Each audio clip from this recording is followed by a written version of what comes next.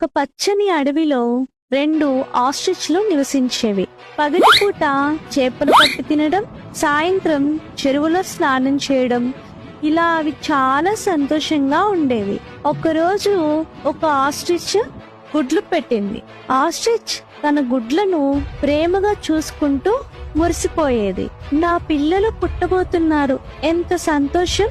రాణి, నీ గుడ్లు మన ఎప్పటి నుండో ఉన్న ఆశ, నేను వాటిని కాపాడుకుంటాను. రెండు ఆనందంగా వాటి గూడు చుట్టూ తిరుగుతూ పాటలు పాడేవి. ఒకరోజు రెండు ఆస్ట్రిచ్లు చెరువు వద్ద చేపలు పట్టడానికి వెళ్ళాయి. అదే సమయంలో ఒక ఆకలిగున్న నక్క అక్కడికి వచ్చింది.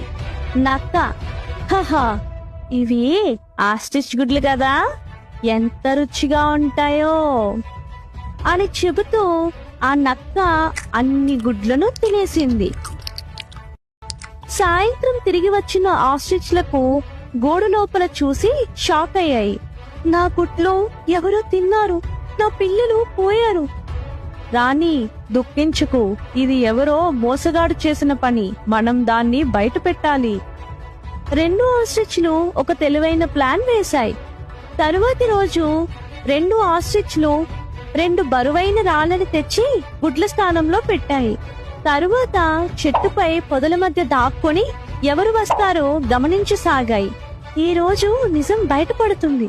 కొంతసేపటికి అదే నక్క మళ్ళీ అక్కడికి వచ్చింది. నక్క నవ్వుతూ,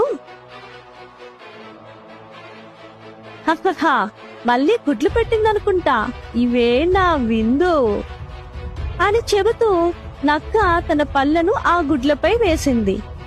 నక్క నొప్పితో కేకలు వేస్తూ, అయ్యో, ఇవి గుడ్లు